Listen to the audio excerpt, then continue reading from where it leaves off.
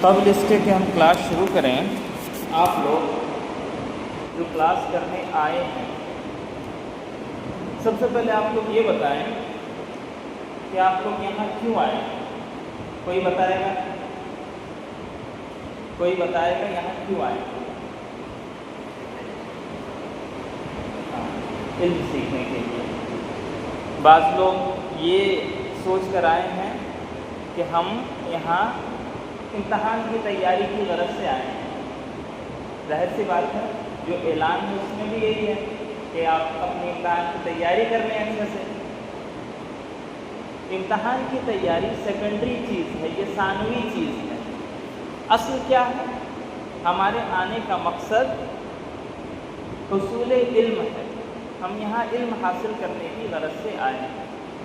انسان ایک ہی کام کرتا ہے، لیکن اگر اس میں اس کی نیت اللہ تعالیٰ کی رضا، اللہ تعالیٰ کی خوشنودی ہوتی ہے تو وہی کام اس کے لیے کار ثواب بن جاتا ہے، نیکی کا کام بن جاتا ہے۔ ایک انسان تجارت کرتا ہے، تجارت اس کی ضروریات ہے، ضروریات کی تکمیل کا ذریعہ ہے، پیسہ کماتا ہے، ہر اسی سے پورے ہوتے ہیں کہ وہ تجارت کر رہا ہے۔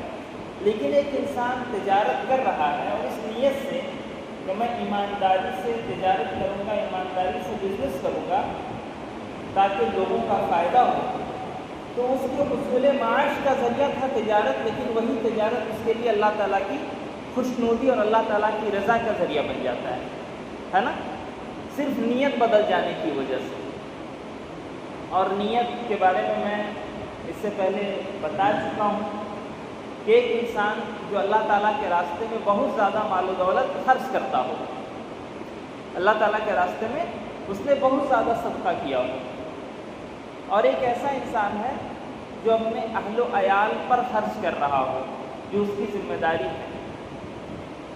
دونوں الگ الگ چیزیں ہیں نا، ایک عام غربا، فقراء، مساکین پہ خرچ کرنا، ان کی ضروریات کی تکمیل کرنا، ان کے لیے پیسہ لٹانا اس کے زائد پیسوں سے، اور ایک ہے کہ نفلی صدقہ نہ کر کے اپنے اہل و عیال، بیوی بچوں میں انسان خرچ کرے۔ ایک انسان جو غربا اور فقراء میں خرچ کر رہا ہے اور اس کی نیت یہ ہو کہ لوگ مجھے سخی کہیں، لوگ مجھے کہیں کہ یہ تو بڑا دلدار آدمی ہے، تو بڑا فیاض آدمی ہے، اس کی نیت یہ ہو تو اس کو نیکی ملے گی؟ نیکی ملے گی؟ نہیں ملے گی نا، بلکہ الٹا اس کے لیے وہ صدقہ کیا ہو جائے گا؟ وبال ہو جائے گا قیامت کے دن۔ ایسے ہی ایک انسان سے اللہ تعالیٰ جہنم کو سلگائے گا، جہنم میں ایسے ہی انسان کو ڈالنے سے جہنم کو جلانے کا آغاز کرے گا کہ جو دنیا میں صدقہ کرتا ہو اس نیت سے کہ لوگ اس کو سخی اور فیاض کہیں، جبکہ اس کا عمل کیا تھا؟ اچھا عمل ہے، بس نیت کا فرق ہے۔ اور ایک انسان اپنے اہل و عیال میں خرچ کر رہا ہے اللہ تعالیٰ کی خوشنودی کے لیے، تو یہ خرچ کرنا جو اس کی ذمہ داری تھی اس کے لیے نیکی کا باعث ہے۔ بات سمجھ میں آ رہی ہے نا؟ ہم لوگ یہاں پہ آئے ہیں ایگزام کی تیاری کی نیت کر کے۔ نیت ہماری یہ ہونی چاہیے کہ ہم اللہ رب العالمین کے دین کا علم سیکھنے کی غرض سے آئے ہیں، تاکہ ہم اللہ کا دین سیکھ سکیں، اس پہ عمل کر سکیں، ہم اپنی اصلاح کر سکیں، اور ہمارے جو جاننے والے لوگ ہیں، جن کو ہم جانتے پہچانتے، جن سے ہم ملتے جلتے ہیں، ان کی بھی اصلاح کر سکیں۔ پہلی نیت یہ ہونی چاہیے۔ اس کے بعد ایگزام کی تیاری کیا ہے؟ ثانوی چیز ہے، سیکنڈری چیز ہے۔ جب ہم اپنی نیت کو خالص کر لیں گے کہ ہم یہاں آئے ہیں دین کا علم سیکھنے کی غرض سے، تو ہمارا یہاں پہ پڑھنا، ایگزام کی تیاری کرنا، ان چیزوں کو یاد کرنا ہمارے لیے کیا بن جائے گا؟ نیکی اور ثواب کا کام بن جائے گا نا، ہے نا؟ تو نیکی اور ثواب ہاتھ سے جانے دینا چاہیے انسان کو؟ نہیں جانے دینا چاہیے۔ تیاری تو ہم ویسے بھی کریں گے، بس نیت کر لیں کہ ہم دین کا علم سیکھنے آئے ہیں تو نیکی ہو جائے گی۔ بات سمجھ میں آ گئی نا؟ اور ایک انسان جو حصول علم کے لیے نکلتا ہے تو آپ کو پتہ ہے کہ اللہ کے نبی صلی اللہ علیہ وسلم نے ان کی کیا فضیلت بتائی کہ ایک انسان جو حصول علم کے لیے اپنے گھر سے نکلتا ہے، اللہ تعالیٰ اس کے لیے جنت کے راستے کو آسان کر دیتا ہے۔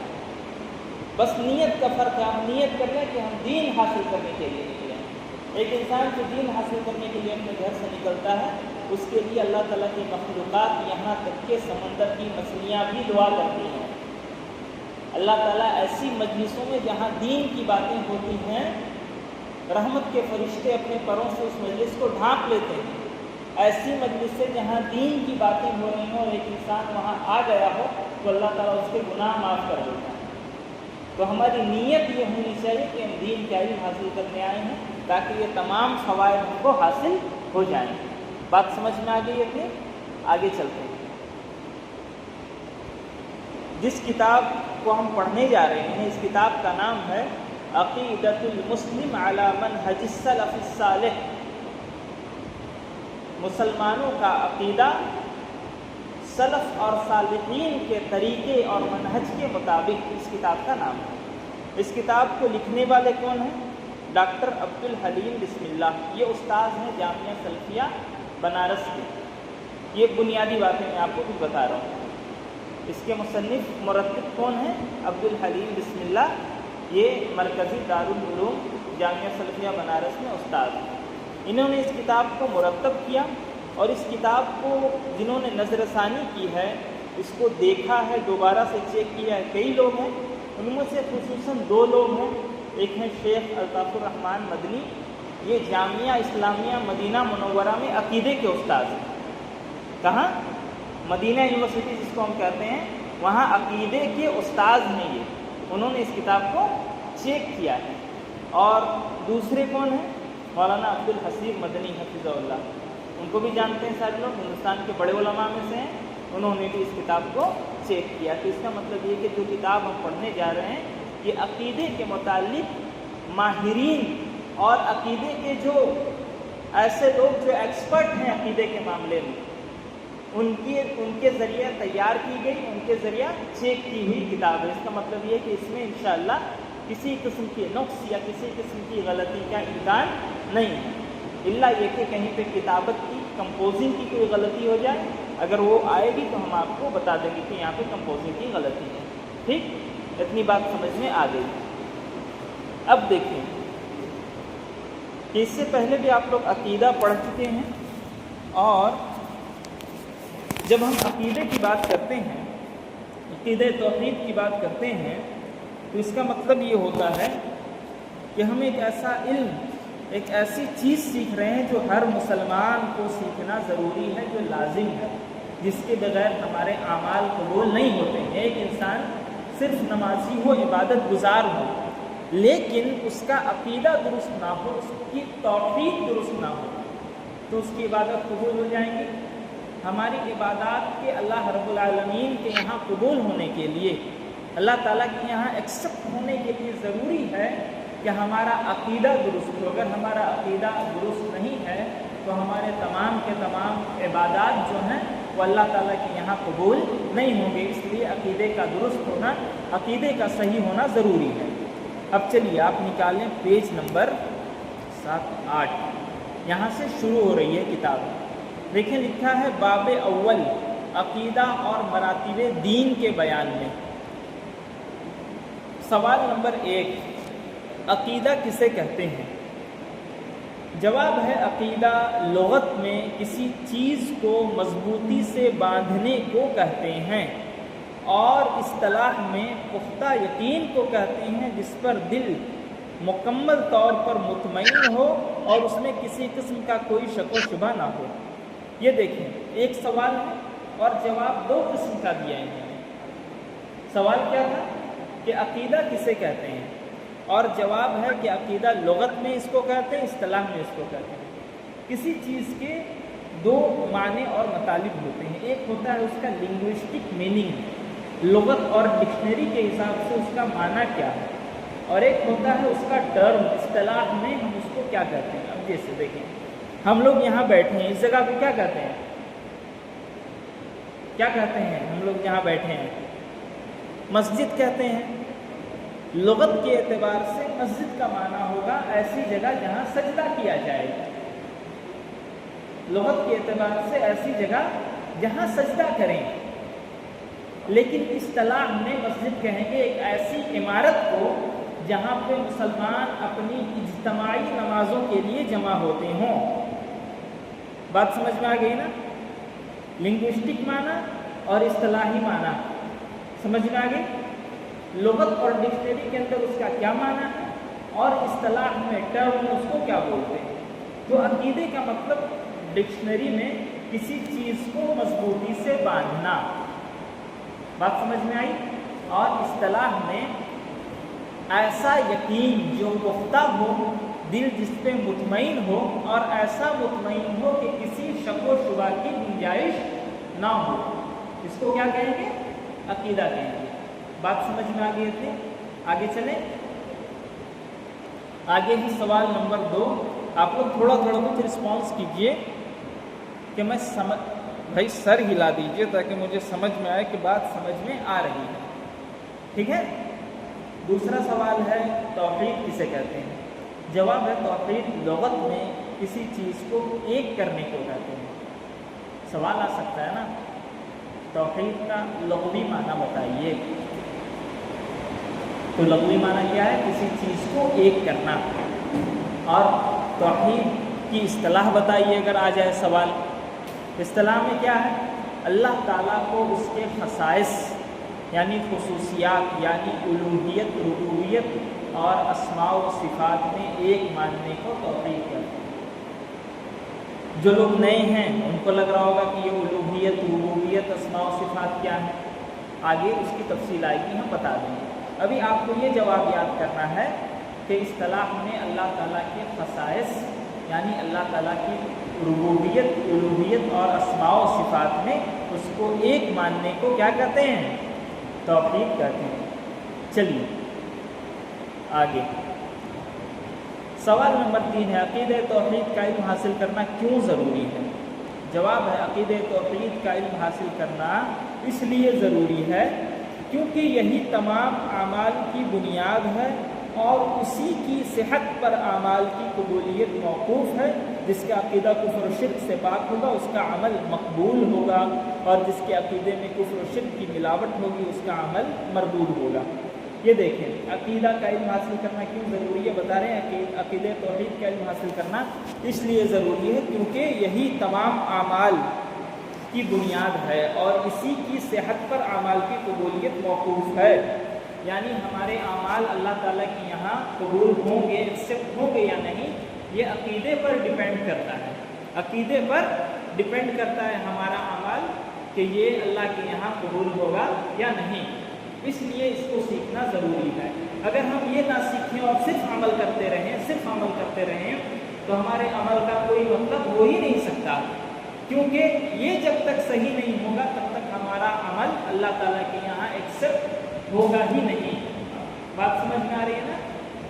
اس کو مثال کے ذریعے ہم سمجھاتے ہیں. مان لیں ایک انسان بیمار ہے اور اس کی بیماری یہ ہے کہ وہ کمزور ہے. کیا ہے؟ کمزور ہے. جب ڈاکٹر کے یہاں وہ جائے گا تو ڈاکٹر اس کو کیا کہے گا کہ بھائی طاقت کے لیے تم کو کھانا پینا اچھا کرنا پڑے گا، ایسی چیزیں تمہیں کھانی پڑیں گی جو قوت اور طاقت دینے والی ہیں، ایسی دوائیں تم کو لینی پڑیں گی جو تم کو طاقت فراہم کرتی ہیں. اب یہ ہے کہ وہ اچھی چیزیں کھا رہا ہے. کیا کھا رہا ہے؟ طاقتور غذائیں کھا رہا ہے، وہ ڈرائی فروٹس کھا رہا ہے، وہ طاقت کی گولیاں کھا رہا ہے. لیکن یہ تمام چیزیں جا کے جہاں پہ پچتی ہیں اس کا پیٹ صحیح نہیں ہے، اس کی آنکھوں میں پرابلم ہے. تو یہ چیزیں وہ کھائے گا تو اس کو فائدہ پہنچائیں گی؟ یہ چیزیں تو ابزارو ہوگی ہی نہیں نا اس کی باڈی میں. وہ کھائے گا اور ختم ہو جائے گی چیزیں. ویسے ہی ہم صرف عمل کریں اور ہمارا عقیدہ درست نہ ہو تو یہ ہمارے اعمال اللہ کے یہاں قبول ہوں گے ہی نہیں. اس لیے عقیدے کا علم حاصل کرنا ضروری ہے. کہہ رہے کہ جس کا عقیدہ کفر و شرک سے پاک ہوگا اس کا عمل مقبول ہوگا. مقبول کہتے ہیں اللہ کے یہاں قبول ہونے کو، ایکسیپٹ. اس کا عمل وہاں اللہ تعالیٰ کے یہاں ایکسیپٹ ہوگا. اور جس کے عقیدے میں کفر و شرک کی ملاوٹ ہوگی اس کا عمل مردود ہوگا. مردود کہتے ہیں ریجیکٹڈ، رد کیا ہوا. بات سمجھ میں آ رہی ہے نا؟ تو عقیدے کا علم حاصل کرنا کیوں ضروری ہے؟ کیونکہ اسی کی بنیاد پر ہمارے اعمال اللہ تعالیٰ کے یہاں قبول ہوں گے، ایکسیپٹ ہوں گے یا ریجیکٹ ہوں گے. تو اتنی اہم چیز ہے کہ اس کو سیکھنا ہمارے لیے ظاہر سی بات ہے بہت ضروری ہے. اب چلیں آگے. سوال نمبر 4 ہے اسلامی عقیدے کا کیا مطلب ہے؟ جواب ہے اسلام کے بنیادی امور، یعنی اللہ تعالیٰ پر، اس کے فرشتوں پر، اس کی کتابوں پر، اس کے رسولوں پر، آخرت کے دن پر، اچھی اور بری تقدیر پر پختہ یقین کو اسلامی عقیدہ کہتے ہیں۔ یہ لکھا ہے اسلام کے بنیادی امور۔ بنیادی امور کو ہم کیا کہہ سکتے ہیں؟ Fundamental principles. اسلام کے بنیادی امور یہ کیا ہیں؟ اللہ تعالیٰ کی ذات پر، فرشتوں پر، کتابوں پر، رسولوں پر، آخرت پر، اچھی اور بری تقدیر پر پختہ یقین کو اسلامی عقیدہ کہتے ہیں۔ سوال آ سکتا ہے کہ اسلامی عقیدہ کس کو کہتے ہیں؟ جب یہ سوال آئے کہ اسلامی عقیدہ کس کو کہتے ہیں تو آپ ایمانیات جو ہے آپ اس کو دہرا دیں گے، آپ اس کو لکھ دیں گے تو آپ کا جواب صحیح ہو جائے گا۔ اسلامی عقیدہ کس کو کہتے ہیں؟ کہ اللہ پر، فرشتوں پر، کتابوں پر، رسولوں پر، یوم آخرت پر، اچھی اور بری تقدیر پر پختہ یقین رکھنے کو۔ پختہ یقین ایسا یقین جس پہ دل مطمئن ہو اور جس میں شک و شبہ کی گنجائش نہ ہو، ایسا یقین رکھنے کو کیا کہتے ہیں؟ اسلامی عقیدہ کہتے ہیں۔ آگے چلیے، لکھا ہوا ہے کہ اسلامی عقیدے کے مصادر کیا ہیں؟ لفظ ہوتا ہے عربی میں مصدر اور اسی کی جمع ہے مصادر۔ اس کو آپ انگلش میں کیا کہہ سکتے ہیں؟ سورسز کہہ سکتے ہیں، ریفرنسز کہہ سکتے ہیں۔ کہ اسلامی عقیدہ کے سورس کیا ہیں؟ یہ کہاں سے جو ہم بات کر رہے ہیں کہ اسلامی عقیدہ یہ ہے، کہ اس کا سورس کیا ہے؟ کیسے ہم کو پتہ چلا کہ یہ اسلامی عقیدہ ہے؟ اسلامی عقیدہ انسان کہاں سے سیکھے گا؟ تو اس کا جواب ہے کہ اسلامی عقیدے کے مصادر یعنی اسلامی عقیدے کے سورسز، ہمارے فیتھ کے سورسز کیا ہیں؟ کتاب و سنت ہے۔ کتاب کا مطلب قرآن کریم اور سنت رسول جو احادیث میں مذکور ہے۔ تو ہمارے عقیدے کا سورس کیا ہے؟ قرآن اور حدیث۔ وہیں سے یہ عقیدہ نکالا گیا ہے، وہیں سے یہ چیزیں اخذ کی گئی ہیں جو صحابہ اکرام اور سلف صالحین کے فہم کے مطابق ہو۔ اب یہ تھوڑا سا آپ کو سمجھنے کی چیز ہے۔ ہمارے عقیدے کا سورس کیا ہے؟ قرآن و حدیث ہے۔ اور قرآن و حدیث کس کے فہم، کس کے انڈرسٹینڈنگ کے حساب سے؟ صحابہ اور اس زمانے کے لوگوں کے انڈرسٹینڈنگ کے حساب سے۔ قرآن و حدیث ہے مان لیجیے ہمارے پاس، ہم نے وہ نکالا اور اپنے من سے اس کی کوئی سمجھ، اپنے من سے اس کا کوئی مطلب، اپنے من سے اس کا ہم ایکسپلینیشن کر رہے ہیں تو وہ قابل قبول ہوگا؟ نہیں ہوگا نا۔ ہم اپنے من سے اگر کر رہے ہیں تو فہم کس کا ہونا چاہیے؟ انڈرسٹینڈنگ کس کی ہونی چاہیے؟ صحابہ اکرام کے انڈرسٹینڈنگ کے حساب سے قرآن و حدیث کو سمجھنا ہے اور اسی انڈرسٹینڈنگ کے حساب سے ہمارے عقیدے کی اصلاح کرنی ہے۔ سمجھ میں آ رہی ہے بات؟ کیونکہ صحابہ اکرام کیا ہیں دین میں؟ اللہ تعالیٰ نے ان کو معیار بنایا ہے، اللہ تعالیٰ نے ان کو پیمانہ بنایا، اللہ تعالیٰ نے ان کو اسکیل بنایا ہے ایمان کے ناپنے کا۔ پتہ ہے آپ کو اللہ تعالیٰ نے قرآن کریم میں کہا صحابہ اکرام کو خطاب کر کے کہ فَإِنْ آمَنُوا بِمِثْلِ مَا آمَنْتُمْ بِهِ فَقَدِ اهْتَدَوْا، کہ اے صحابہ اکرام دوسرے لوگ اسی طریقے سے ایمان لے آئیں جس طرح آپ لوگ ایمان لائے ہیں، تب وہ ہدایت یافتہ ہو سکتے ہیں۔ اس کا مطلب کیا ہے؟ اللہ تعالیٰ نے ایک معیار بنا دیا نا کہ ایمان لانا ہے کس کی طرح؟ صحابہ اکرام کی طرح، تب ہم سیدھے راستے پر ہدایت یافتہ ہو سکتے ہیں۔ بات سمجھ میں آ رہی ہے نا؟ تو ہمارے عقیدے کا مصدر، مصادر یعنی ریسورسز، ریفرنس اور سورس کیا ہے؟ وہ ہے قرآن و حدیث، صحابہ اکرام کے انڈرسٹینڈنگ کے حساب سے۔ بات سمجھ میں آ گئی؟ جواب مختصر سا، میں بس آپ کو سمجھا رہا۔ دلیل کیا ہے؟ اللہ کے نبی صلی اللہ علیہ وسلم فرماتے ہیں ترکت فیکم امرین لن تضلوا ما تمسکتم بہما کتاب اللہ و سنت نبیہ، کہ میں نے تمہارے درمیان دو چیزوں کو چھوڑا ہے، جب تک تم انہیں پکڑے رہو گے گمراہ نہیں ہوگے، ایک اللہ کی کتاب اور دوسری اور اس کے نبی کی سنت۔ ایک سوال جو بار بار آ رہا تھا کہ یہ جو عربی ہے یاد کرنا ہے یا نہیں؟ یہ تو سب سوال میں ایک عربی سے دلیل موجود ہے، اس کو یاد کرنا ہے یا نہیں؟ یہ سوال آ رہا تھا نا بار بار۔ आप लोगों के जहन में भी आ रहा था, तो इसको निशान लगा लीजिए, इसको याद करना है। ठीक, सब याद नहीं करना है, हम कुछ छोटा छोटा निशान लगा देंगे ना। चलिए आगे, सवाल नंबर 6, अल्लाह के नज़दीक महबूब दीन कौन सा है? दीन कहते हैं रिलीजन को, फेथ को। अल्लाह ताला के नज़दीक सबसे पसंदीदा महबूब दीन क्या है? अल्लाह ताला के नज़दीक महबूब दीन दीन इस्लाम है। इसकी दलील क्या है? इन्न दीना इंदल्लाहिल इस्लाम, कि बेशक अल्लाह के नज़दीक महबूब दीन दीन इस्लाम है। इसको भी निशान लगाइए, छोटा छोटा याद करवाएंगे, ज़्यादा याद नहीं करवाएंगे। ठीक, याद हो जाएगा ना? इन्न दीना इंदल्लाहिल इस्लाम। पूरा लिखने नहीं दिया जाएगा, कहीं फिल इन द ब्लैंक्स होगा, कहीं उसका तर्जुमा करने को दिया जाएगा। ठीक है, आगे चलें। सवाल नंबर 7, क्या अल्लाह के नज़दीक इस्लाम के अलावा कोई दूसरा दीन मकबूल है? अल्लाह ताला के यहाँ इस्लाम के अलावा कोई दूसरा दीन कबूल होगा?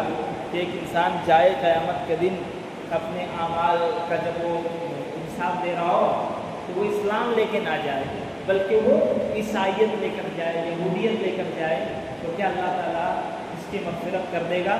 अल्लाह ताला उसको कबूल कर लेगा? नहीं कबूल करेगा। उसकी दलील क्या है? अल्लाह ताला ने कुरान करीम में फरमाया, वमन यब्तग़ी गैरल इस्लामी दीनन फलन युक़बल मिन्हु, और जो शख्स इस्लाम के सिवा किसी दूसरे दीन का तालिब होगा तो वो उससे हरगिज़ कबूल न किया जाएगा। ये याद मत कीजिएगा, ये थोड़ा सा मुश्किल है। ठीक, जो हम आपको निशान लगाएंगे बस वही याद करना है। बात समझ में आ रही है? चलिए आगे।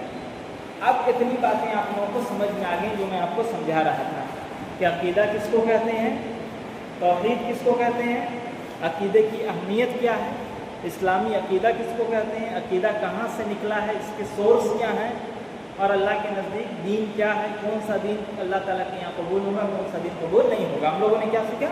किसी चीज़ को मजबूती से थामने को अक़ीदा कहते हैं, और इस्तिलाह में ऐसी चीज़ जिसपे दिल मुकम्मल तौर पर मुतमईन हो जाए, इसमें शक व शुबा की गुंजाइश ना हो, उसको अक़ीदा कहेंगे।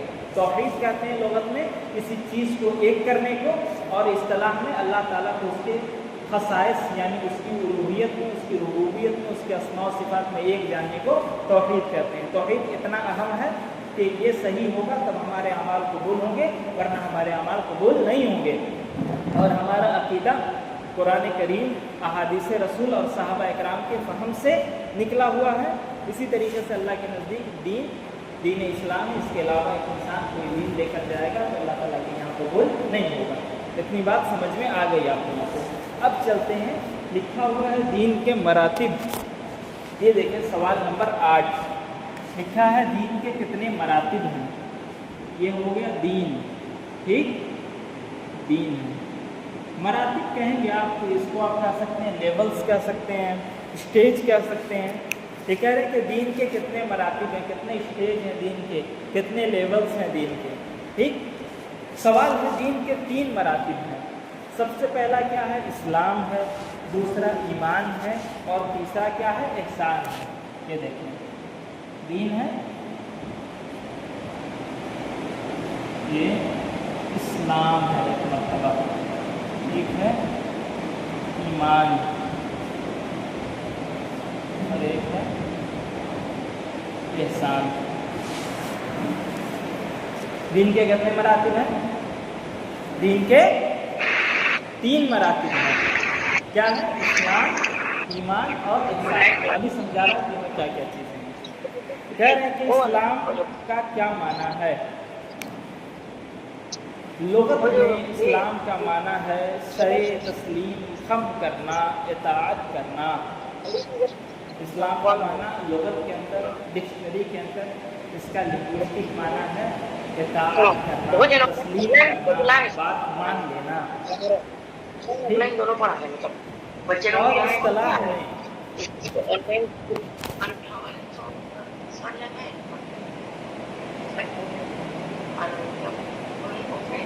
आप लोग अपना माइक बंद कर लेना, जो लोग क्लास में शामिल हैं वो अपना माइक बंद कर लें, आपकी वजह से दूसरे लोग डिस्टर्ब हो रहे हैं। ठीक, जज़ाकल्लाह। लुग़त में क्या है? مان لینا بات، اطاعت کرنا، تسلیم کر لینا اسلام کے معنی۔ اور اصطلاح میں توحید کو اپناتے ہوئے خود کو اللہ کے حوالے کرنے، اس کی اطاعت کرنے، شرک اور مشرکین سے برات اختیار کرنے کو اسلام کہتے ہیں۔ کہنے کہ توحید کو اپناتے ہوئے، توحید کا معنی بھی ہم لوگ پیچھے پڑھ چکے ہیں کہ اللہ تعالیٰ کو اس کے خصائص میں یعنی الوہیت میں، ربوبیت میں، اسماء و صفات میں ایک ماننا۔ ابھی تینوں چیزیں میں بتاؤں گا، ابھی بہت زیادہ کنفیوز ہونے کی ضرورت نہیں ہے۔ کہنے کہ توحید کو اپناتے ہوئے خود کو اللہ کے حوالے کر دینا، اس کی اطاعت کرنا۔ خود کو اللہ کے حوالے کرنے کا کیا مطلب ہے؟ کہ اس کی ہر بات مان لینا۔ اللہ تعالیٰ نے کہا کہ 5 وقت نماز پڑھنی ہے تو ہمیں 5 وقت نماز پڑھنی ہے، اس میں کسی قسم کی چوں چرا کی گنجائش نہیں ہے۔ اللہ تعالیٰ نے کہا کہ رمضان کے روزے تم پہ فرض ہیں تو 1 مہینے کا روزہ ہم کو رکھنا ہے۔ اللہ تعالیٰ نے کہا کہ تم کو زکوٰۃ دینا ہے تو تمہیں زکوٰۃ ادا کرنی ہے۔ اللہ تعالیٰ نے کہا کہ جھوٹ نہیں بولنا ہے تو جھوٹ نہیں بولنا ہے۔ اللہ تعالیٰ نے کہا کہ سود نہیں کھانا ہے تو سود نہیں کھانا ہے۔ یہ سب کیا ہے؟ اطاعت کرنا نا، اللہ تعالیٰ کے حوالے کر دینا خود کو، کہ اپنا کوئی ڈیسیجن نہ ہو کہ اللہ تیرا جو حکم ہے ہم اس کو مانیں گے بغیر کسی چیز طرح کی۔ ہم کو بات سمجھ میں آئے نہ آئے، ہم کو لگے کہ اس کو ماننے میں ہمارا نقصان ہو رہا تب بھی ہم مانیں گے، ہے نا۔ بہت سی باتیں ایسی جو لگتی ہیں کہ ظاہری ہمارا نقصان ہے نا۔ انسان اللہ تعالیٰ نے کہا کہ سود نہیں کھانا ہے، ظاہری تو بہت فائدے کی چیز ہے نا سود، کہ آپ فکس ڈپوزٹ کرتے ہیں بینک میں اور کھاتے رہیں انٹرسٹ، لیکن اللہ تعالیٰ نے کہا کہ نہیں کھانا ہے تو ہم کو نقصان سمجھ میں آ رہا تب بھی ہم نہیں کھا رہے ہیں۔ کیوں؟ کیونکہ ہم اللہ تعالیٰ کو مان رہے ہیں، خود کو اللہ کے حوالے کر دیا۔ یہی اسلام ہے نا کہ اللہ کا حکم آ جائے تو خود کو اس کے حوالے کر دو، پھر اپنی خواہشات، اپنی ترجیحات اور اپنی تعویلات اللہ تعالیٰ کے سامنے نہیں چلانی ہے کہ ایسے نہیں، تھوڑا سا ایسے ہوتا تو زیادہ اچھا ہوتا، تھوڑا سا یہ ہوتا تو زیادہ اچھا ہوتا۔ یہ نہیں، اسلام کا معنی ہی یہی ہے کہ توحید کے ساتھ خود کو اللہ کے حوالے کر دینا، اس کی اطاعت کرنے میں۔ شرک اور مشرکین، جو لوگ اللہ کے ساتھ شرک کرتے ہیں، شرک اور مشرکین دونوں سے برات اختیار کرنے کو اسلام کہتے ہیں۔ برات لے جاتے ہیں برات شادی میں؟ نہیں، وہ برات نہیں۔ برات کا مطلب یہ ہے کہ ان سے علیحدہ ہو جانا، ان سے خود کو الگ کر لینا، ٹھیک ہے نا۔ ایک تو اللہ تعالیٰ کی توحید کے ساتھ اس کی اطاعت کرنا ہے، اور جو لوگ شرک کرتے ہیں یا شرک سے خود کو الگ کر لینا ہے، یہ کیا ہے؟ اسلام ہے۔ بات سمجھ میں آئی؟ اسلام کا لغوی معنی کیا ہے؟ سر تسلیم خم کر لینا، اطاعت کرنا، بات ماننا، تسلیم کر لینا۔ اور لغت میں توحید کے ساتھ اللہ تعالیٰ، توحید کو اپناتے ہوئے خود کو اللہ کے حوالے کر دینا، اس کی اطاعت کرنا، شرک سے الگ کر لینا، الگ تھلگ ہو جانا شرک سے، یہ کیا ہے؟ اسلام ہے۔ دلیل کیا ہے؟ وَأُمِرْتُ أَنْ أُسْلِمَ لِرَبِّ الْعَالَمِينَ، اور مجھے حکم دیا گیا ہے کہ میں رب العالمین کا فرما بردار بن جاؤں۔ بات سمجھ میں آ گئی؟ اسلام کس کو کہتے ہیں؟ بات سمجھ میں آ گئی؟ توحید کے ساتھ اللہ تعالیٰ کو ماننا، خود کو اس کے حوالے کر دینا، اس کی اطاعت کرنا، شرک سے خود کو الگ کر لینا، یہ ہے اسلام۔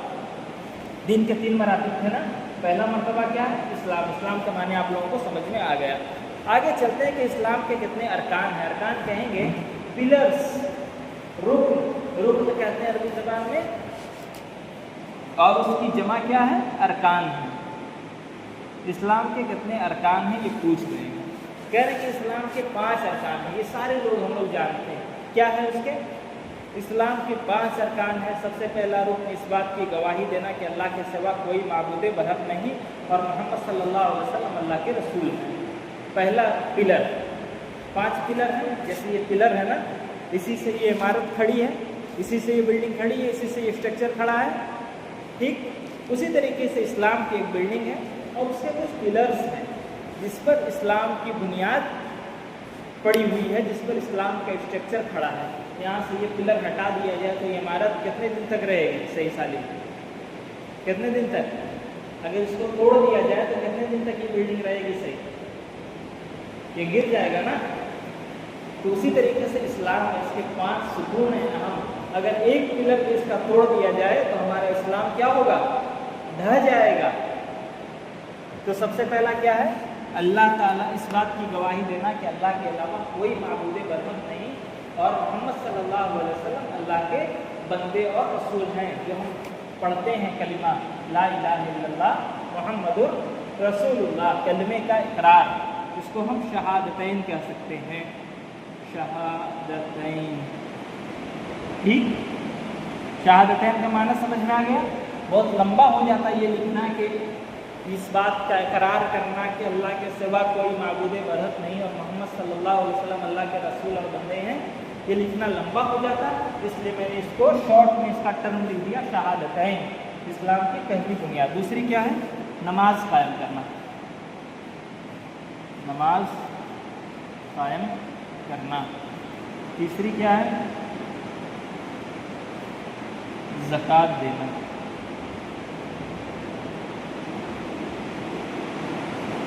زکوٰۃ دینا. چوتھی کیا ہے؟ رمضان کے روزے رکھنا، ٹھیک.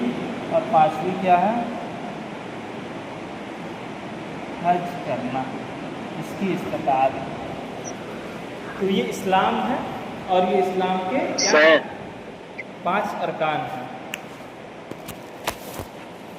آپ کی آواز کٹ رہی ہے. میری آواز کٹ رہی ہے؟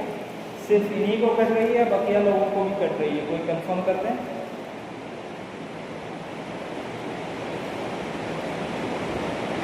الحمدللہ کلیئر ہے. ٹھیک ہے، تو ان کا نیٹ ورک پرابلم ہوگا. ٹھیک ہے، مائک بند کر لیں. تو اسلام کے کیا ہیں 5 ارکان؟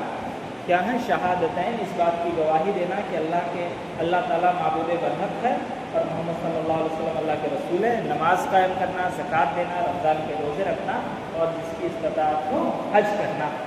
یہ سب کیا ہیں؟ یہ سب کیا ہیں؟ ظاہری اعمال ہے نا، جو نظر آنے والے اعمال ہوتے ہیں وہی ہے نا. یہ دیکھیں شہادتین، اسی کا حکم اللہ کے نبی صلی اللہ علیہ وسلم لے کر آئے. اس کی دلیل قرآن میں ملتی ہے. نماز قائم کرنا، زکوٰۃ دینا، اللہ تعالیٰ نے بے شمار مقامات پر قرآن کا اقیموا الصلاۃ وآتوا الزکاۃ، نماز قائم کرو اور زکوٰۃ دو. اسی طریقے سے رمضان کے روزے کا ذکر آیا تو اللہ تعالیٰ نے کہا کتب علیکم الصیام کما کتب علی الذین من قبلکم لعلکم تتقون، کہ تم پہ رمضان کے روزے فرض کیے گئے جس طرح پہلی امتوں پر فرض کیے گئے تھے تاکہ تم اللہ سے ڈرنے والے بن جاؤ. اسی طریقے سے حج کا حکم اللہ کے نبی صلی اللہ علیہ وسلم کی احادیث میں ملتا ہے. یہ سب کہاں سے، اس کے سورسز کیا ہیں؟ جو بھی ہم پڑھ رہے ہیں اس کی دلیل ان کو قرآن میں اور حدیث میں ملتی ہے. ہم لوگوں نے پڑھا نا عقیدے کا سورس کیا ہے؟ قرآن اور حدیث. تو ہم جو چیز بھی پڑھیں گے اس کی دلیل ہم کو قرآن اور حدیث میں مل جائے گی. ایک دلچسپ بات بتاتا ہوں. شہادتین، اللہ تعالیٰ کو ایک ماننا اور نبی صلی اللہ علیہ وسلم کو نبی ماننا، یہ تو زبان سے کہنے والی چیز ہے. لوگ کہہ دیں گے نماز قائم کرنا، زکوٰۃ دینا، یہ بھی بدنی عبادت ہے، لوگ نماز قائم کر لیں گے. پیسہ ہے، زکوٰۃ بھی دے دیں گے. اب دیکھیں ان چیزوں کا جب اللہ تعالیٰ نے حکم دیا نا تو مطلقاً حکم دیا کہ نماز قائم کرو، زکوٰۃ دو. لیکن رمضان کے روزوں کا جب ذکر آیا نا تو اللہ تعالیٰ نے کہا کہ تم پہ روزے فرض کیے میں نے جس طرح تم سے پہلی امتوں پر میں نے فرض کیا تھا تاکہ تم اللہ تعالیٰ سے ڈرنے والے بن جاؤ. جب ہم روزے رکھتے ہیں نا تو آپ دیکھیں گے جو ہمارے ساتھ اٹھنے بیٹھنے والے غیر مسلم ہیں وہ لوگ بڑا تعجب کا اظہار کرتے ہیں. صبح سے شام تک کچھ نہیں کھاتے، وہ بولتے ہیں نا پانی بھی نہیں پیتے ہو. اور ہمارے یہاں کے چھوٹے چھوٹے بچے بھی رکھ لیتے ہیں روزہ، 8 سال 9 سال کے بچے بھی روزہ رکھ لیتے ہیں. تو وہ لوگ کیا کرتے ہیں؟ تعجب کا اظہار کرتے ہیں. کچھ نہیں، پانی بھی نہیں، پورا دن. ہاں پورا دن پانی بھی نہیں. تو یہ ایک ایسا امر ہے کہ ایسا کام ہم لوگ کرتے ہیں اس لیے آسان لگتا ہے نا. جس زمانے میں اللہ کے نبی صلی اللہ علیہ وسلم کو اللہ تعالیٰ حکم دے رہا تھا اس وقت بھی یہ چیز بالکل نہیں ہوگی نا. ہم لوگ کرتے کرتے آ رہے ہیں تب تو مزہ آ رہا ہے. جس زمانے میں حکم ملا ہے اس زمانے میں تو یہ چیز نہیں ہوگی کہ دن بھر بھوکے رہنا ہے، کچھ نہیں کھانا ہے، پانی بھی نہیں پینا ہے، لگتا ہوگا نا. تو اللہ تعالیٰ نے جب اس کا حکم دیا نا تو ہم کو دو چیزیں بتائیں. کہا کہ تم پہ روزے فرض کیے میں نے، یہ مت سوچو کہ تم پہ صرف فرض کیا ہے، تم سے پہلے لوگوں پر بھی میں نے یہ فرض کیا تھا۔ بات سمجھ میں آ رہی ہے؟ اللہ تعالیٰ تسلی دے رہا ہے کہ یہ کوئی بہت مشکل کام نہیں، تم کو لگ رہا ہوگا مشکل نا، یہ مشکل ہے نہیں۔ کیوں؟ کیونکہ تم سے پہلے لوگ بھی یہ کر کے گزرے ہیں۔ کوئی نیا کام ہوتا ہے، انسان کرتا ہے تو تھوڑا تھوڑا مشکل لگتا ہے، لیکن جب اللہ تعالیٰ نے بتا دیا کہ ہم نے تم پہ اسے فرض کی جیسے سابقہ امتوں پر، پہلی امتوں پر بھی فرض کیا تھا، اللہ تعالیٰ جب ایسے بول دیا اس کا مطلب کیا ہوا کہ تم پہلے تو اس نام نہیں ہو جس کو کہا گیا ہے صبح سے شام تک بھوکے رہو۔ تم سے پہلے جو امتیں گزری ہیں ان میں بھی روزے ہم نے فرض کیے تھے، اس لیے یہ آسان چیز ہے۔ بات سمجھ میں آ گئی؟ اسلام سمجھ میں آ گیا، اسلام کی بنیادیں سمجھ میں آ گئی۔ آگے چلتے ہیں، اس کی دلیل کیا ہے؟ دلیل یہ ہے بنی الاسلام علی خمس شہادت اللہ الہ الا اللہ وان محمد رسول اللہ واقام الصلاۃ وایتاء الزکاۃ وحج البیت وصوم رمضان۔ اس کو یاد کر لیجیے گا، اس کو لگا لیجیے نشان۔ تھوڑا سا لمبا ہے لیکن آسان ہے، کوئی مشکل نہیں ہے، اور یہ اہم چیز ہے ایک۔ اس کو فیل ان دا بلینکس میں آ سکتا ہے، اس کا ترجمہ آ سکتا ہے، پورا لکھنے کو نہیں آئے گا، ضروری نہیں ہے، لیکن اتنا یاد رہے کہ آپ ترتیب سے یاد رکھ سکتے ہوں، اور کہیں پر ایسا سوال آئے تو آپ اس کو مکمل کر سکتے ہیں، تو اس کو نشان لگا لیجیے۔ اللہ کے نبی صلی اللہ علیہ وسلم سوال کہ اسلام کی سوال نمبر 9 کا جو دلیل ہے وہ یاد کرنا ہے کیا؟ ہم یہاں پہ کلاس کے دوران بتا رہے ہیں جو دلیلیں، بس وہی چیزیں یاد کرنی ہے۔ اس کے علاوہ کسی کا کوئی شک اور شبہ ہو تو وہ پرسنل پہ ہم سے پوچھ لینا۔ ابھی سوال جواب کریں گے تو بہت لیٹ ہو جائے گا، ہم لوگ یہاں پڑھنے آئے ہیں۔ جس کا کوئی ڈاؤٹ ہو، سوال ہو، گروپ میں نمبر ہے، آپ پرسنل پہ ہم کو میسج کریں، انشاءاللہ آپ جواب دے دیں گے۔ اور کوئی ڈاؤٹ نہ ہو، اسی لیے تو ہم لوگ یہ کلاس کنڈکٹ کر رہے ہیں نا، کہ کوئی ڈاؤٹ نہ ہو۔ اس کے باوجود کوئی ڈاؤٹ رہ جائے تو ہم لوگ اس کے لیے ہیں، بتائیں گے انشاءاللہ۔ تو کیا ہے؟ اسلام کی بنیاد 5 چیزوں پر ہے۔ اس بات کی گواہی دینا کہ اللہ کے سوا کوئی معبود برحق نہیں، اور محمد صلی اللہ علیہ وسلم اس کے رسول ہیں۔ نماز قائم کرنا، زکوٰۃ دینا، دیکھیں یہاں پہ ترتیب تھوڑی سی بدلی ہوئی ہے، حج کرنا اور رمضان کے روزے رکھنا۔ بات سمجھ میں آ گئی؟ اتنا اسلام سمجھ میں آ گیا۔ تو دین کے 3 مراتب تھے، اسلام کیا ہے سمجھ میں آ گیا۔ آگے چلتے ہیں، یہ کہہ رہے ہیں کہ ایمان کے کتنے ارکان ہیں؟ ایمان کسے کہتے ہیں؟ سوال نمبر 11۔ لغت میں کسی چیز کے اقرار کرنے اور اسے سچ ماننے کو ایمان کہتے ہیں۔ لغت جب کہتے ہیں تو اس کا کیا معنی ہوتا ہے؟ ڈکشنری میں اس کا لنگوسٹک معنی ایمان کا کیا ہے؟ کسی چیز کے اقرار کرنے اور اسے سچ ماننے کو ایمان کہتے ہیں۔ 2 چیزیں ہوتی ہیں نا، اقرار کرنا اور سچ ماننا۔ ابھی رات ہے، ابھی رات ہے نہیں، کیا ہے؟ ابھی صبح ہے نا۔ اگر ہم یہ کہیں کہ ابھی رات ہے، ہم نے اقرار کر لیا، لیکن ہم مان رہے ہیں کہ ابھی رات ہے، نہیں نہ مان رہے ہیں، تو یہ ایمان ہو جائے گا۔ ایمان کہیں گے اقرار کرنا اور اس کو سچ ماننا۔ جسے ہم نے اقرار کیا کہ اللہ تعالیٰ معبود برحق ہے، اپنی زبان سے بھی ہم اقرار کر رہے ہیں اور اس کو سچ بھی مان رہے ہیں۔ اللہ کے نبی محمد صلی اللہ علیہ وسلم اللہ کے نبی ہیں، ہم اپنی زبان سے اقرار بھی کر رہے ہیں اور اس کو سچ بھی مان رہے ہیں۔ لغت میں کسی چیز کا اقرار کرنا اور اس کو سچ ماننا، اس کو کیا کہیں گے؟ ایمان کہیں گے۔ تھوڑا سا پنکھا چل جائے گا انشاءاللہ، تو لوگ چلا لیں گے ابھی۔ اور اصطلاح میں دل سے سچ ماننے، زبان سے اقرار کرنے اور اعضاء و جوارح سے عمل کرنے کو ایمان کہتے ہیں، جو نیکی کے کاموں سے بڑھتا ہے اور بدی کے کاموں سے گھٹتا ہے۔ کہنے کہ اصطلاح میں کسی چیز کو دل سے سچ ماننے، زبان سے اقرار کرنے اور اپنے عمل سے، اپنے جسمانی اعضاء سے عمل کرنے کو ایمان کہتے ہیں۔ نیکی سے یہ ایمان بڑھتا ہے۔ ایک انسان بدی یعنی گناہ کا کام، برائی کا کام کرتا ہے تو انسان کا ایمان کیا ہوتا ہے؟ گھٹتا ہے۔ بات سمجھ میں آ گئی؟ اصطلاح میں کسی چیز کو دل میں سچ جاننے، اپنی زبان سے اقرار کرنے اور اپنے جسمانی اعضاء جیسے ہاتھ، پاؤں، زبان، یہ سب کیا ہیں؟ आज़ा बोलते हैं इसको ना, जिस्मानी आज़ा से अमल करने को ईमान कहते हैं।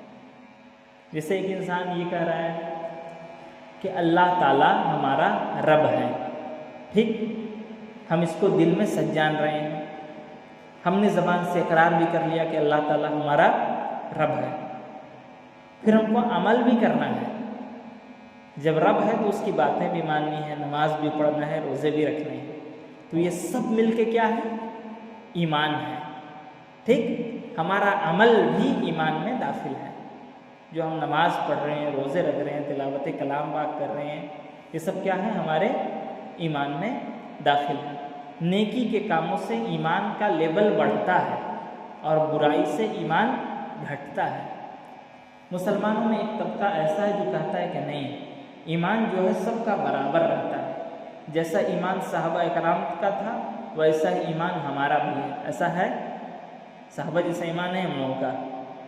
है ही नहीं, सवाल ही नहीं पैदा होता है। सहाबा सहाबात हैं।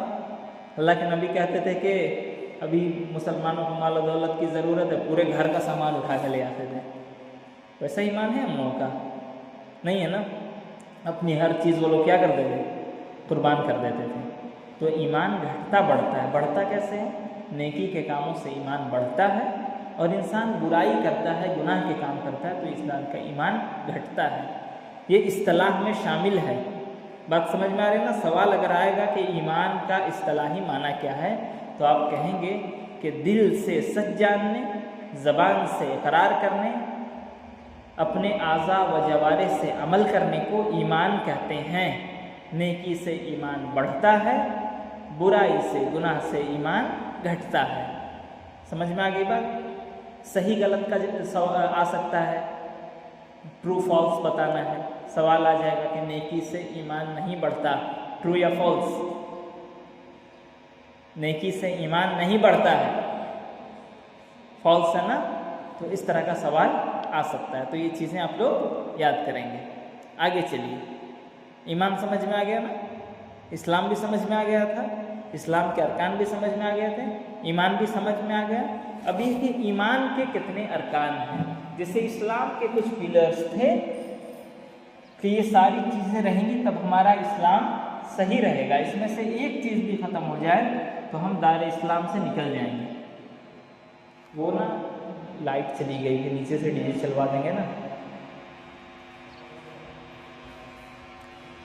कोई इंसान ये कहे कि हम अल्लाह को मान तो रहे हैं, नमाज भी करेंगे, हम ज़कात नहीं देंगे, अगर कोई ऐसा कहे तो उसका ईमान बचेगा, इस्लाम बचेगा उसका? नहीं बचेगा ना। कोई कहेगा ठीक है हम ज़कात भी देंगे, बस रोज़ा हमसे नहीं होता, हम रोज़ा नहीं रखेंगे। एक होता है नहीं होना, वाकई उज़्र हो, बीमार हो, एक अलग चीज़ है।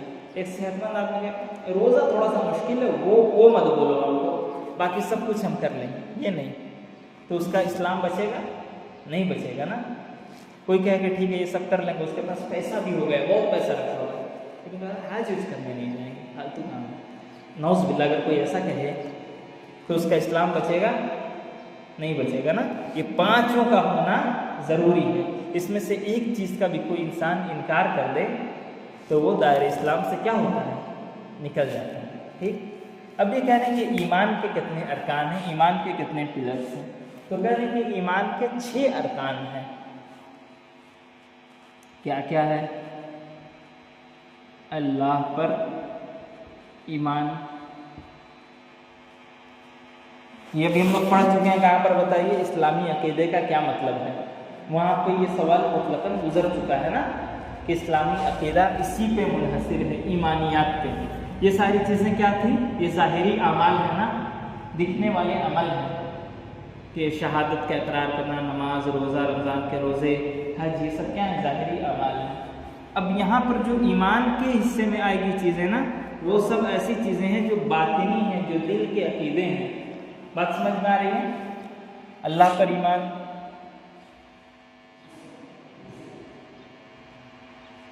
फरिश्तों पर ईमान, 3 नंबर किताबों पर ईमान,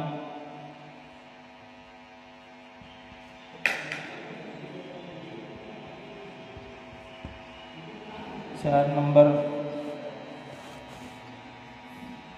रसूलों पर ईमान, 5 नंबर आखिरत पर ईमान,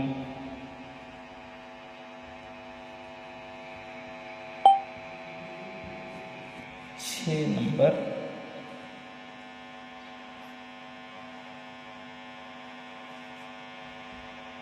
तकदीर पर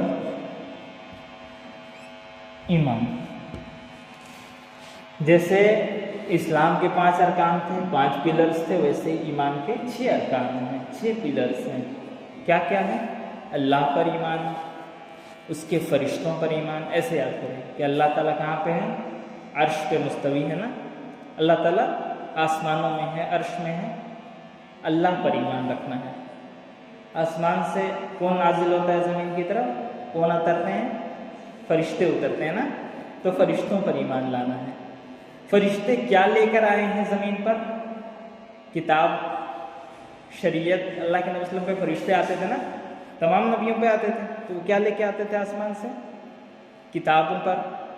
तो किताबों पर ईमान लाना है। किसके पास आते थे लेके? रसूल के पास, तो रसूलों पर ईमान लाना है। उसमें क्या चीज़ें होती थी? उसमें बहुत सी इबादत है ना, सारी चीज़ें हैं, और उसमें से एक अहम चीज़ क्या है? आखिरत है, कि मरने के बाद दोबारा ज़िंदा किए जाओगे, हिसाब व किताब होगा। यही चीज़ें तो कुफार मक्का को अजीब लगती थी ना, कि जब हम मर जाएंगे, मिट जाएंगे, ज़मीन में गल सड़ जाएंगे, दोबारा हम कैसे ज़िंदा किए जाएंगे? आखिरत पर ईमान एक अहम ईमान है ना। आप देखेंगे अल्लाह के नबी सल्लल्लाहु अलैहि वसल्लम मक्का में जितने दिनों तक रहे, मक्का में जितने दिनों तक रहे, कुरान करीम जब आप पढ़ते हैं तो उसमें कुछ सूरतें मक्की हैं और कुछ सूरतें मदनी हैं ना। जब आप मक्की सूरतों का मुताला करेंगे, एक चीज़ आपको वाज़ेह नज़र आएगी कि तकरीबन मक्की सूरतों में आखिरत का जिक्र है, मरने के बाद दोबारा ज़िंदा किए जाने का जिक्र है। तमाम के तमाम मक्की सूरतों में तकरीबन उसका उसलूब भी वही है, यौम आखिरत पर ईमान। और जब आप मदनी सूरतों में जाएंगे तो फिर वहाँ पे अहकामात हैं, नमाज है, रोज़े हैं, ज़कात हैं, और उस तरह के जो उमूर हैं, शादी ब्याह, तलाक़, खुला, उसके मसाइल हैं, वो सब कहाँ पे हैं? मदनी सूरतों में हैं।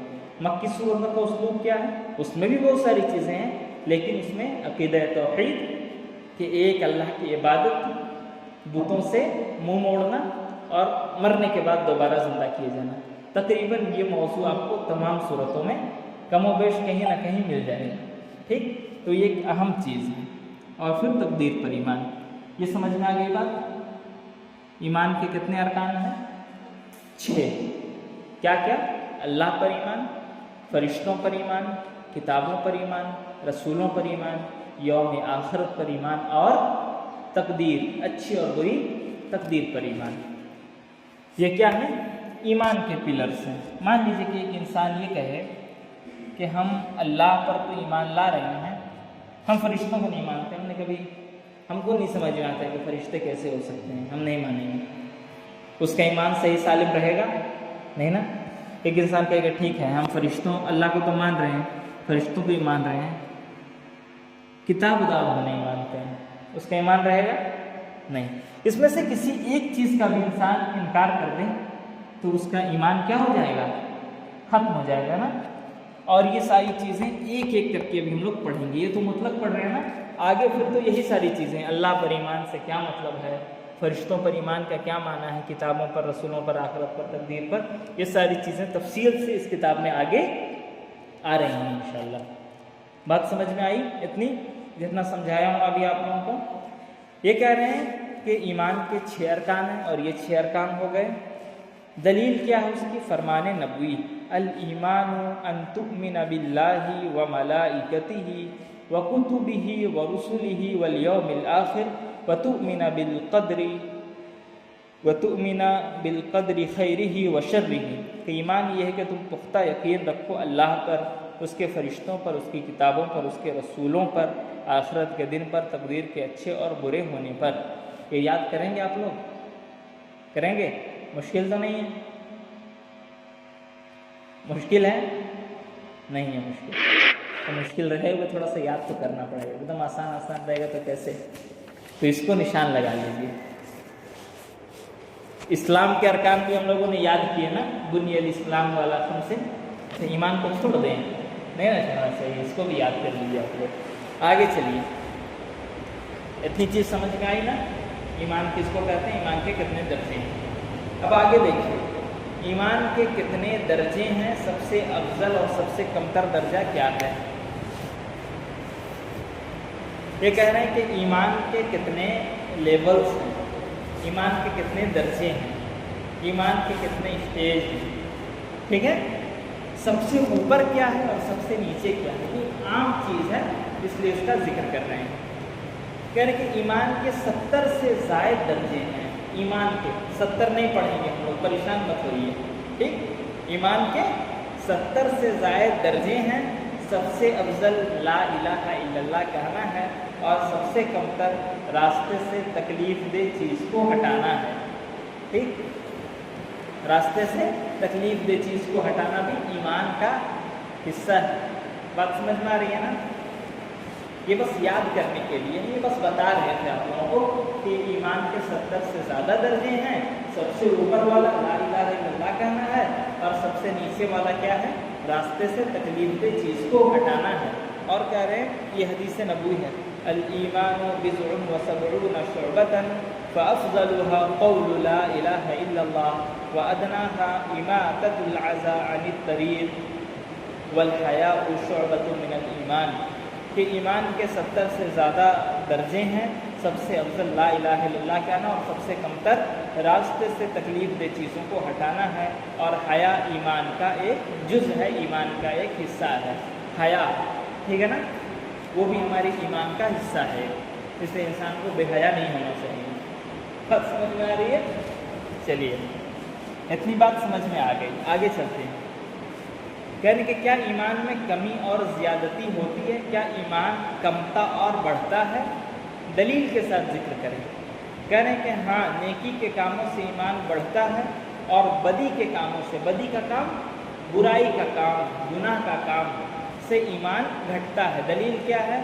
انما المؤمنون الذين اذا ذكر الله وجلت قلوبهم واذا تليت عليهم آياته زادتهم ایمانا، سچے مومن تو وہ ہیں جب ان کے سامنے اللہ کا ذکر کیا جائے تو ان کے دل کانپ اٹھتے ہیں، اور جب اللہ کی آیت انہیں سنائی جائے تو ان کا ایمان بڑھ جاتا ہے۔ یہ اللہ تعالیٰ کہہ رہا ہے کہ جب قرآن کی آیتیں سنتے ہیں سچے مومن تو ان کا ایمان کیا ہوتا ہے؟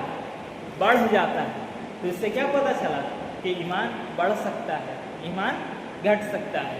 اسی طریقے سے ایک مشہور حدیث ہے، اللہ کے نبی صلی اللہ علیہ وسلم نے فرمایا، من رأى منکم منکرا فلیغیرہ بیدہ فإن لم یستطع فبلسانہ فإن لم یستطع فبقلبہ وذلک اضعف الایمان، کہ تم میں سے جو شخص برائی دیکھے تو اسے چاہیے کہ اسے اپنے ہاتھ سے مٹا دے، اگر اس کی طاقت نہ ہو تو اپنی زبان سے، اگر اس کی بھی طاقت نہ ہو تو دل سے، اور یہ سب سے کمزور ایمان ہے۔ یعنی کم سے کم کسی چیز کو دل میں برا جانے، یہ ایمان کا حصہ ہے۔ اگر دل میں بھی کسی برائی کو انسان برا نہیں جانتا ہے تو اس کا مطلب یہ ہے کہ اس کے دل میں اب ایمان بچا ہی نہیں ہے، ٹھیک ہے نا۔ اللہ کے نبی نے کیا کہا؟ تم میں سے جو شخص برائی دیکھے اور وہ استطاعت رکھتا ہو تو اپنے ہاتھ سے اس برائی کو روکے، اگر ہاتھ سے روکنے کی استطاعت نہیں ہے تو زبان سے اس برائی کو روکے، اور زبان سے بھی نہیں روک سکتا تو اس برائی کو کم سے کم اپنے دل میں برا جانے۔ اور یہ کم سے کم کسی برائی کو دل میں برا جاننا یہ ایمان ہے، یہ کم سے کم ایمان ہے۔ ایک انسان کسی برائی کو برا ہی نہ جانے اپنے دل میں تو سمجھیں کہ اب اس کے دل میں کم سے کم ایمان بھی نہیں بچا ہے۔ بات سمجھ میں آئی؟ ایمان گھٹتا اور بڑھتا ہے نا، کیسے؟ اللہ تعالیٰ نے کہا کہ قرآن کی آیت پڑھتے ہیں، سنتے ہیں تو ایمان بڑھ جاتا ہے۔ یہ والی حدیث یاد کریں گے؟ مشکل ہے؟ مشکل ہے؟ نہیں، ہاں، چھوڑ دیجیے اس کو، آگے چلیے۔ احسان کا کیا مطلب ہے؟ دلیل کے ساتھ ذکر کریں۔ لغت میں احسان، لغت میں کسی چیز کو اچھے سے کرنے کو کہتے ہیں، کسی چیز کو اچھے سے کرنے کو احسان کہتے ہیں لغت میں، ڈکشنری میں۔ اور اصطلاح میں اس کا مطلب یہ ہے کہ تم اللہ کی عبادت کرو گویا تم اسے دیکھ رہے ہو، اور اگر یہ کیفیت نہ ہو سکے تو یہ تصور کرو کہ اللہ تمہیں دیکھ رہا ہے۔ اور فرمان نبوی ہے الاحسان ان تعبد اللہ کأنک تراہ فإن لم تکن تراہ فإنہ یراک، کہ تم اللہ کی عبادت کرو گویا تم اسے دیکھ رہے ہو، اگر یہ کیفیت نہ ہو سکے تو یہ تصور کرو کہ اللہ تمہیں دیکھ رہا ہے۔ یہ ہے احسان۔ احسان کا معنی لغت میں کسی چیز کو اچھے سے کرنے کو احسان کہتے ہیں ڈکشنری میں، اور اصطلاح میں احسان کہتے ہیں کیا، کس کو کہتے ہیں کہ اللہ کی عبادت ہم ایسے کریں کہ گویا ہم اللہ کو دیکھ رہے ہیں، اور اگر یہ کیفیت پیدا نہ ہو سکے تو کم سے کم دل میں یہ تو ہونا چاہیے کہ اللہ ہمیں دیکھ رہا ہے۔ یہاں پہ انہوں نے ذکر نہیں کیا، لیکن احسان کے بھی تو دو ارکان ہو گئے نا۔ پہلا رکن کیا ہوا؟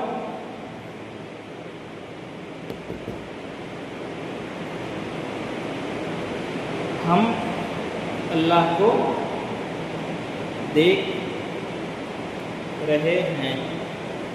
یہ ہے کہ انسان اپنی دنیاوی آنکھوں سے اللہ تعالیٰ کو نہیں دیکھ سکتا۔ دیکھ سکتا ہے؟ نہیں دیکھ سکتا۔ اللہ کی شان ایسی ہے کہ ہماری دنیاوی آنکھیں اللہ تعالیٰ کو نہیں دیکھ سکتی۔ جب موسیٰ علیہ السلام نے دیکھنے کی ضد کی تھی نا، انہوں نے اللہ کو دیکھنا چاہتے ہیں، تو دیکھ پائے تھے؟ نہیں دیکھ سکے تھے نا۔ تو انسانی آنکھیں اللہ کو نہیں دیکھ سکتی۔ دل میں یہ خیال ہے کہ ہم اللہ کو دیکھ رہے ہیں اپنی عبادت میں۔ عبادت میں کیسے یہ خیال آئے گا؟ جب ہم عبادت میں جو چیزیں پڑھ رہے ہیں، جو بول رہے ہیں، جب ہم اس کا معنی اور مفہوم سمجھیں گے تو یقیناً یہ خیال آ جائے گا۔ کیسے؟ ہم آئے اللہ تعالیٰ کے سامنے وضو بنا کے کھڑے ہوئے ہیں، ہم نے کہا اللہ اکبر۔ اللہ اکبر مطلب اللہ سب سے بڑا ہے، ہم نے مان لیا، ہم نے اقرار بھی کیا۔ اب ہم ثنا پڑھ رہے ہیں، اللہم باعد بینی و بین خطایای کما باعدت بین المشرق والمغرب، کہ اللہ تو میرے اور گناہوں کے درمیان دوری ڈال دے جیسی دوری تو نے مغرب و مشرق یعنی پورب اور پچھم کے درمیان ڈالی۔ پھر ہم دعا کریں کہ اللہ تعالیٰ تو میرے گناہوں کو دھو دے، جیسے سفید کپڑے کو اولے سے اور پانی سے دھویا جاتا ہے، پورا صاف کر دیا جاتا ہے۔ پھر ہم الحمدللہ شروع کر رہے ہیں کہ الحمدللہ رب العالمین، کہ تمام تعریفات اللہ کے لیے ہے جو رب العالمین ہے۔ آگے بڑھ رہے ہیں اس کی تعریف کرنے مالک یوم الدین ہے۔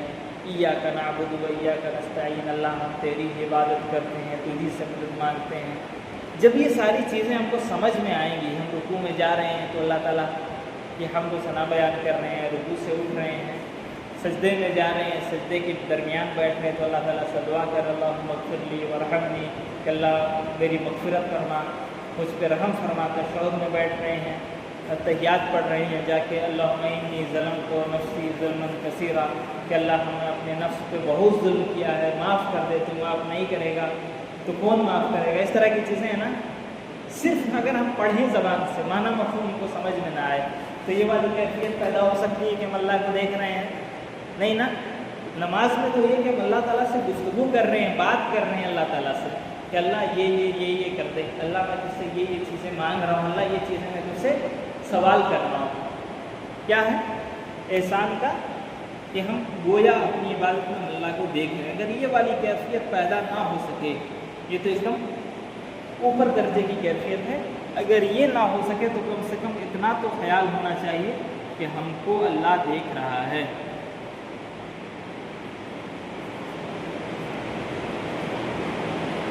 یہ تو ہو سکتا ہے نا، ہم کو اللہ دیکھ رہا ہے والا، وہ والا لیجیے نہیں ہوا، لیکن اللہ ہم کو دیکھ رہا ہے، ہم اللہ کے سامنے کھڑے ہیں تو خشوع اور خضوع سے عبادت کریں، کسی کی عبادت۔ جیسے ہم لوگ کہیں جاتے ہیں تو لکھا ہوتا ہے you are under CCTV surveillance, ٹھیک ہے نا، لکھا رہتا ہے نا، تو وہاں پر ہم لوگ کتنا احتیاط سے رہتے ہیں کہ کوئی ایسی حرکت نہ کریں کہ وہ CCTV میں قید ہو جائے۔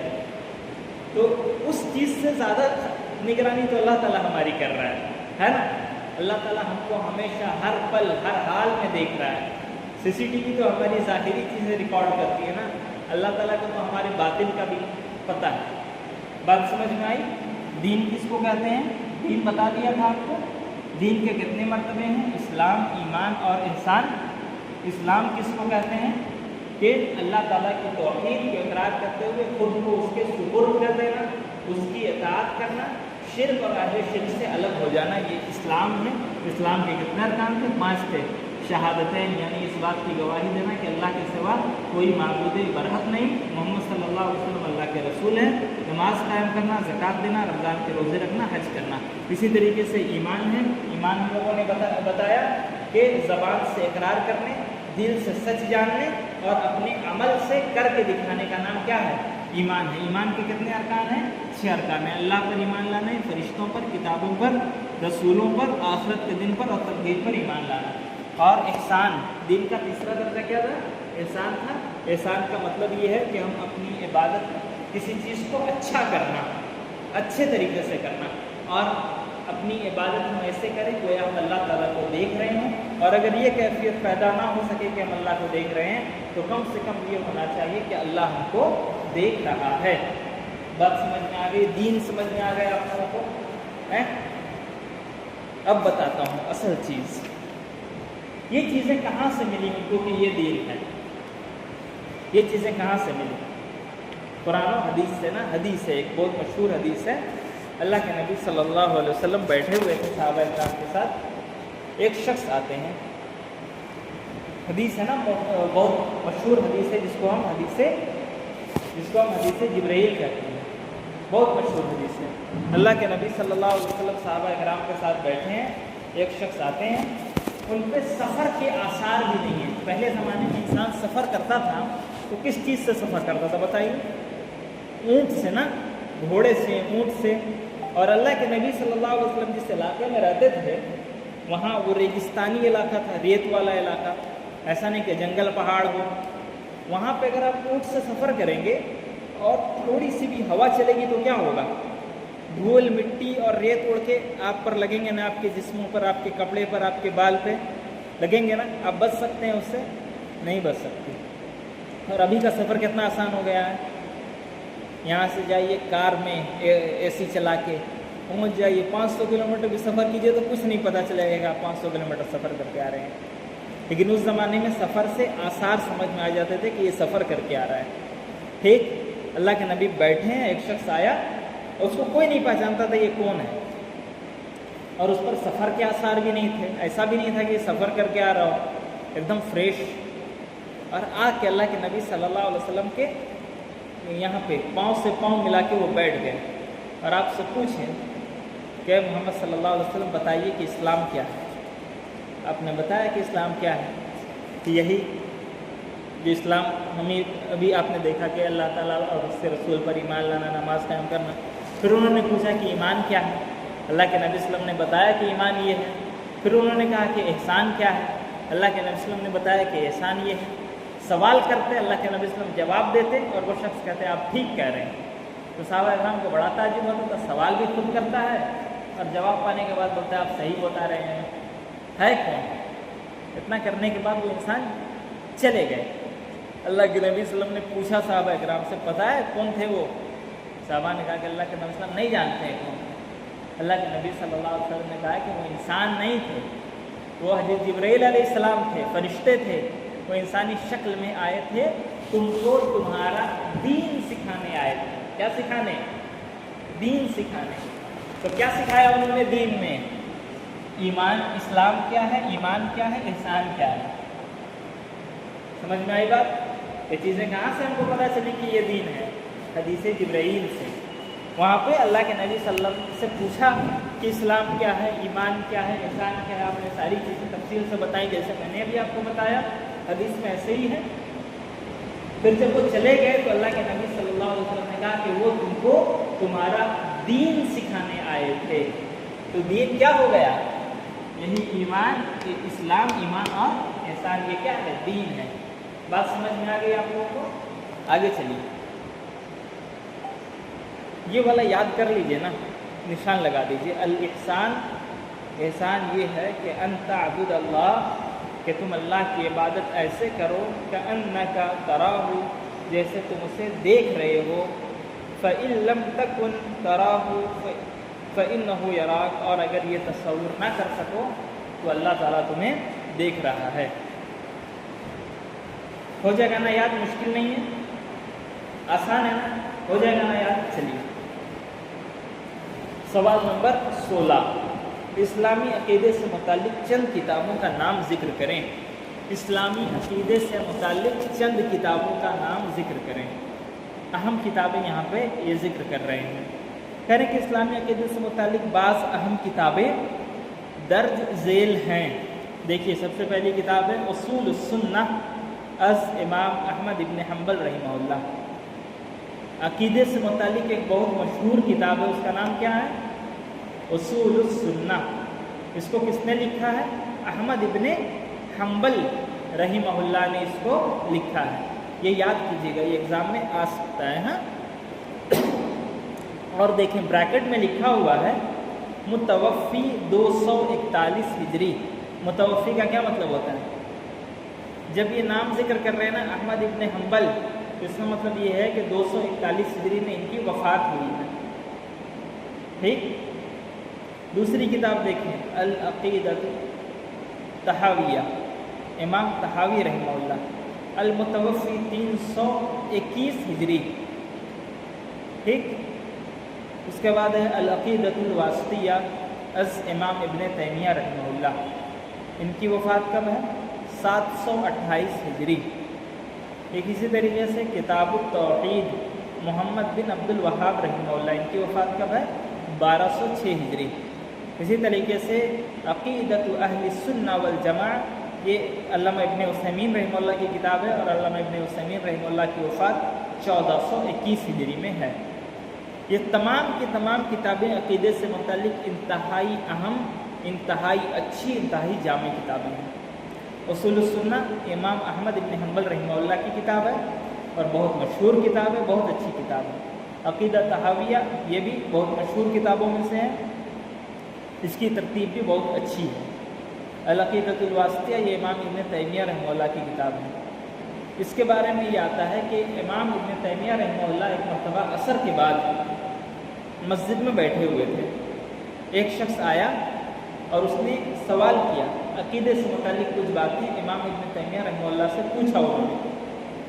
उन्होंने कहा कि थोड़ी देर के बाद आना, मैं तुमको बता दूंगा। वो शख्स चला गया। असर से मगरिब के बीच बैठ के मस्जिद में इमाम इब्न तैमिया रहमहुल्लाह ने ये पूरी किताब लिख दी। मुख्तसर सी किताब है अल अक़ीदतुल वासितिया, लेकिन इतनी जामे, इतनी अच्छी, इतनी जामे किताब है कि है तो किताब बहुत मुख्तसर, लेकिन आप पढ़ने जाएंगे तो सिर्फ एक ही किताब तो अगर मैं तफसील से पढ़ने लगूँ तो पूरा साल लग सकता है। और उन्होंने कैसे लिखा? असर से मगरिब के दरमियान बैठ के लिखा। कितना इल्म रहा होगा उनको कि इल्म को कितना मुख्तसर करके एकदम छोटी सी किताब में पूरा इल्म उन्होंने अक़ीदे से मुतालिक समेट दिया। तो ये क्या है? अक़ीदतुल वासितिया। और किताबुत तौहीद के बारे में जानते हैं, मोहम्मद इब्न अब्दुल वहाब रहमहुल्लाह ने इसको लिखा। इन्हीं की तरफ निस्बत करके लोग हमको क्या बोलते हैं? वहाबी। ये वही मोहम्मद बिन अब्दुल वहाब हैं। इनकी मशहूर किताब है किताबुत तौहीद। और इसी तरीके से माजी करीब में सऊदी अरब के बहुत बड़े आलिम गुजरे हैं, अल्लामा इब्न उसैमीन रहमहुल्लाह, उनकी किताब है अक़ीदतु अहली सुन्नह वल जमा। इतनी चीज़ें आप लोग याद कर लेंगे। ठीक है, आज पहली क्लास थी इसलिए मैं थोड़ा थोड़ा आप लोगों को तफसील से समझाने लगा, कुछ तबीनी बातें भी आ गईं और 5 मिनट अभी हम लोगों के पास वक्त है। क्या पढ़ेंगे बताइए? आगे शुरू कर दें या किसी का कोई डाउट है तो पूछ लें।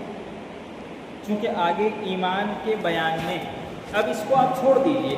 ये जो इस्लाम वाला हिस्सा था ना, ये तो इबादत हैं ज़ाहिरी, नमाज कायम करना, नमाज कैसे कायम करना, उसका तरीका, ज़कात देना, कैसे ज़कात दी जाती है, कितना निसाब होना चाहिए, रमज़ान के रोज़ों के मसाइल, हज के मसाइल, तो ये चीज़ें मसाइल की हैं, ये अब नहीं आएंगी आगे इस किताब में। आगे हम लोग ये नहीं पढ़ेंगे। और ये ईमान वाली जो चीज़ें हैं, ये दिल और इसी का ताल्लुक़ हमारे अक़ीदे से है ना, इसकी तफसील आएगी। अल्लाह पर ईमान का क्या मतलब है, फरिश्तों पर ईमान, किताबों पर ईमान, ये एक एक चीज़ आएगी। तो अगला जो चैप्टर शुरू हो रहा है अरकान ईमान के बयान में, पहला रुकन क्या है? अल्लाह पर ईमान, ये फिर यहाँ पर शुरू होगा। फिर इसी तरीके से आगे जाएंगे तो दूसरा रुकन शुरू होगा,